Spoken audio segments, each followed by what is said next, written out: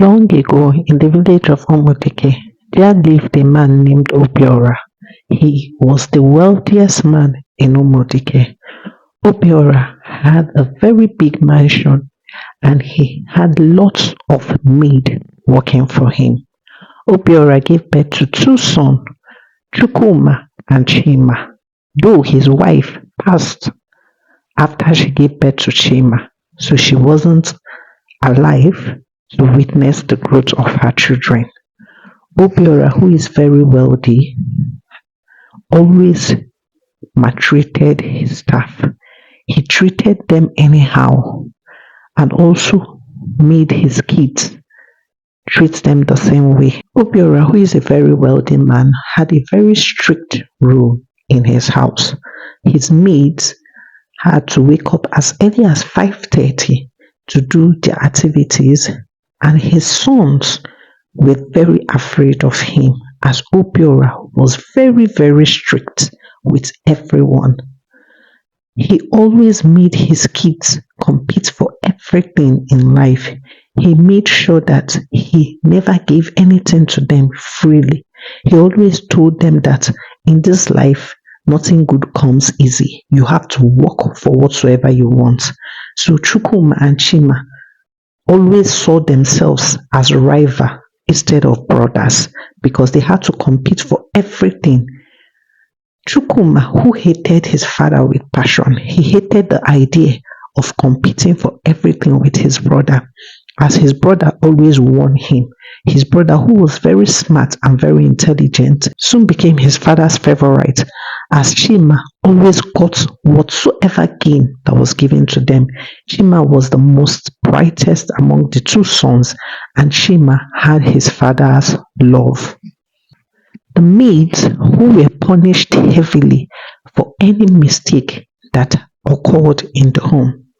Peradventure, if a maid was to dish a plate of food and hair is found inside the food, Mr. Obiora was going to pour the whole pot of food on the maid. Or if a maid mistakenly broke a glass cup, Mr. Obiora was going to ask the maid to first step on the glass cup before packing them. Mr. Obiora was very, very mean to his maid. He always told them, I pay you handsomely, so I don't expect any of you to make silly mistakes in my house. I feed you, I pay you, I clothe you, so you're supposed to do things and do them right. I don't expect any of you to come to my house and act anyhow. That was what Mr. Obiora always told them. Chukwuma, the first son, who always tried to win his father's love after he grew up, trying to be the son his father was always going to acknowledge. With everything Chukwuma did, the father always told him he wasn't good enough for the business, that Chima had a better eyes and a better sight for business. Chukwuma grew more hatred for his father, as he always felt that his father never likes him. As time went on, Mr. Obiora shared the business into two, delegating various parts of the business to Chukwuma and Chima. Chukwuma carried his own part diligently, trying his possible best not to make any mistake so as to avoid the wrath of his father. Chima, being the favorite of his father, carried his part of the business very, very smart and always won the father's trust. As time went on, the competition among both brothers increased and hatred took a better part of them, as both of them wanted to become the director of their father's company. They did everything, trying to buy the manager's love, trying to win the hearts of the lower staff. They had hatred for themselves. Mr. Obiora soon understood what he had done to himself and started regretting his action. He now understood that he had caused enmity between his two sons rather than building a strong bond, rather than making them undividable. They were dividable at all costs. The families of Chukwuma and Chima barely visited each other. Whenever they sat on the same dining, it was always going to be a course, as they always had one thing to say about each other, never seeing themselves as blood, but always seeing themselves as a competitor. Mrs. Neka, a very beautiful maid who has worked for Obiora for a long period of time. She was the oldest maid in Obiora's house. She had endured all Obiora had did to her. The period when Obiora even asked her to sleep under the table for mistakes that were done by his son Chima or Chukuma. He always told Mrs. Neka, "You are old enough to direct the children on what to do. How can you be their maid and you saw them breaking a plate? Since you saw them breaking the plate and you did nothing about it, you're going to work on the broken plate, and when you're done, make sure to sleep under the table." Mrs. Neka, even though she was old, she had resentment for her boss, as her boss cared little about anyone, and even when they were sick, they were still asked to carry out their daily activities, neglecting their health. The pay was good, the pay could help sustain her family, but the fact that Mr. Obiora neglected everyone made the maids and the staff very angry and very upset. One fateful day, a young pretty lady named Chika applied to be a maid in Mr. Obiора's mansion. When Chika started working in Mr. Obiора's mansion, there was a different ambience, as Chika was a very fun to be lady. She loves to smile, she loves to hang around, and she loves to enjoy the beautiful nature. Mr. Obiora, who at old age started loving to plant, but none of the maid ever went close to his plant, as they feared that if anything should happen to the plant, even if the plant died naturally, Mr. Obiora was going to hold them accountable for it. They all avoided his garden. They ran from the garden. Apart from those who were delegated to clean the garden that day, none of the maid accepted to water the garden or to go close to the garden. But when Chika started working in Mr. Obiora's mansion, after carrying out her tasks for the day, she was so happy to see a beautiful botanical garden, and she went into the garden. She was happy to see beautiful butterflies, happy to see beautiful hibiscus flower, beautiful roses. With joy in her heart, she started watering the flower. And when Mr. Obiora saw her, Mr. Obiora was so excited, and he asked her, "Who are you and what's your name?" Chika introduced herself to Mr. Obiora, and Mr. Obiora told her, "You're quite a different maid." Chika was shocked, as Mr. Obiora told her that no maid has ever walked into the garden without his permission, though he admired the way she genuinely took care of the garden. Chika was excited and scared at the same time, but she told herself that if Mr. Obiora wasn't okay with her presence, she was going to leave.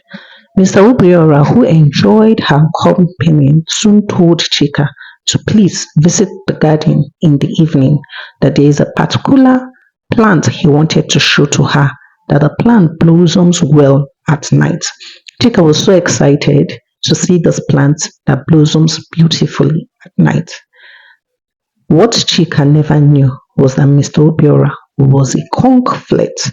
Mr. Obiora slept with his maid at any point in time, abusing them and making them feel less of themselves. He thought to himself that he owned them, so he could use them to do whatsoever he wanted. That evening, Chika woke up and prepared and headed to Mr. Obiora's garden. When she got to Mr. Obiora's garden, Mr. Obiora showed her the plant. The plant looked so beautiful. And all of a sudden, Mr. Obiora started making approaches towards Chika, and Chika was scared. She turned and looked at him, and Mr. Obiora placed his finger on her lips and told her, "Shh, be quiet." They all enjoy it, so I know you're also going to enjoy it. Mr. Obiora put on a very bright light on Chika's eyes, and he had his way with Chika. Chika was very, very upset, heartbroken. That was when she really understood what was going on in the house.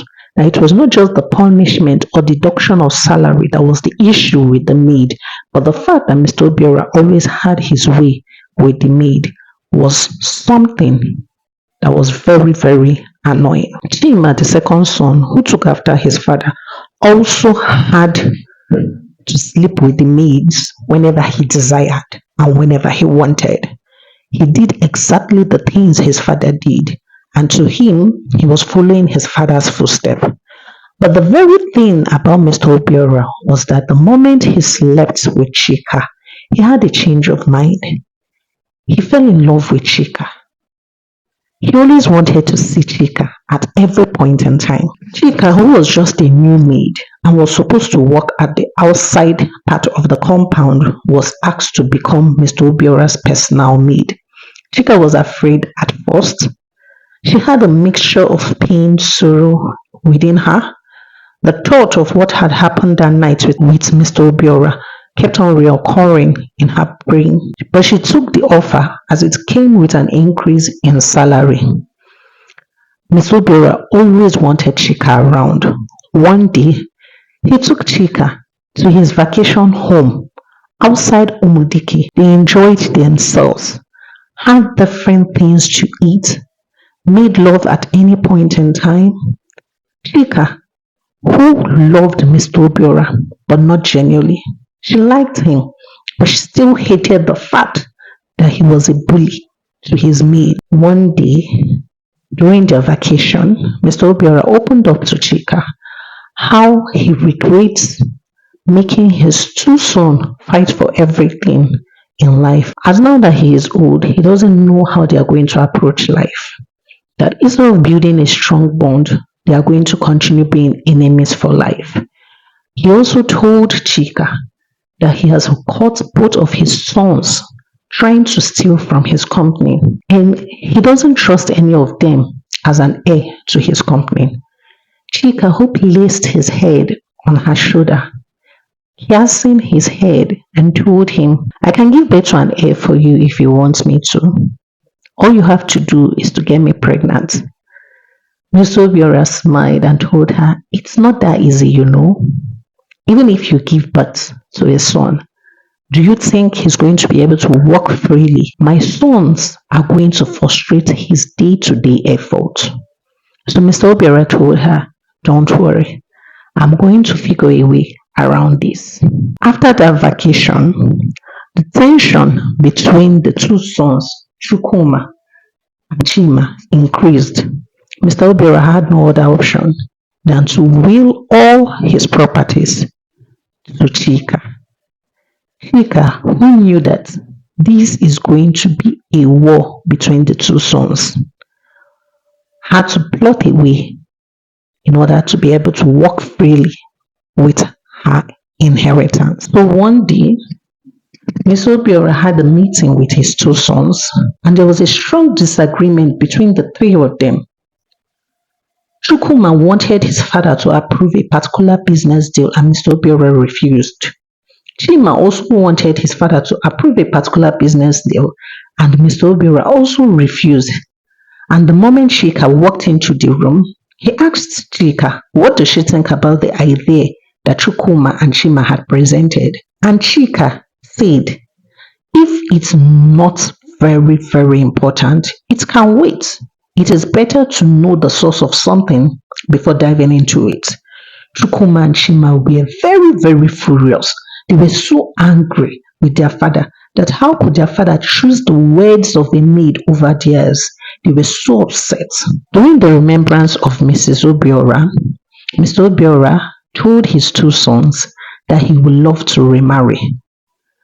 And he called forth Chika and told her that this is going to be his new bride, and he was going to get married to Chika. The two sons were so upset. They were so angry, knowing fully well that whatsoever they say had to pass through Chika. That evening, there was a strong disagreement between Mr. Obiora and Chima, and Mr. Obiora, who had an heart attack, slumped and died. Then the tension between the two sons started. Chukwuma and Chima were always at the back of each other, struggling for the father's company, who was going to be the rightful heir. Chima even paid the lawyer to lie that he was the sole heir without even checking the father's will. The lawyer, who accepted bribe and lied that Chima was the sole heir. Chukwuma wasn't at peace with it. The fight continued, and that was how Chukwuma plotted an accident for his brother, and his brother died in the accident, making Chukwuma the only son and the only child alive of Mr. Obiora.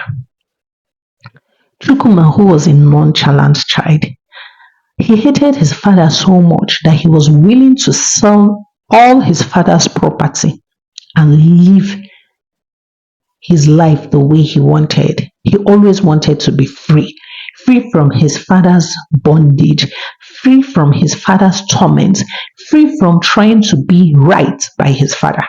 One day he decided to ask his father's lawyer for his father's original will, telling the lawyer that he knew fully well that Chima altered the will. So the lawyer read the father's will to him. That was when it dawned on him that Chika was the rightful heir to the house where he lived, as Mr. Obiora willed all his property to Chika. Chukwuma was shocked as how his father could will all his property to Chika, leaving nothing for his children or even his grandchildren. Chukwuma couldn't maintain his father's company, as Chukwuma was a conk drug addict, and he was soon sent to the psychiatric home, as he was always having a dream where his brother was chasing him. He couldn't sleep at night. He was always panicking. He was always in pain, sweating all over his body. So with this, he was eliminated from the picture without even Chika having to do anything. The two sons of Obiora brought about their downfall, and Chika had the opportunity to take over the dynasty. And the true will was shown to the world. It was after all this had occurred, that was when other maids knew that Chika was the daughter of Neka. Chika only came to work as a maid in Mr. Obiora's home in order to pay him back for all the maltreatment that Mr. Obiora and his sons had done to her mother. So Chika became the rightful heir of Obiora's dynasty, leaving none of the family members with anything to benefit from. Chika, who after becoming the rightful heir, paid off the maid and told them they have freedom now. They can live and be as whoever they want to be. That this world is not supposed to be a bondage for anyone. Thank you very much for listening to the story of the day. It's your favorite storyteller, Zika. Please do not forget to like, subscribe, turn on the notification bell to get more interesting stories like this. And I also like you to check out previous stories, as I know and hope you're going to enjoy each and every one of them. Thank you. Bye for now.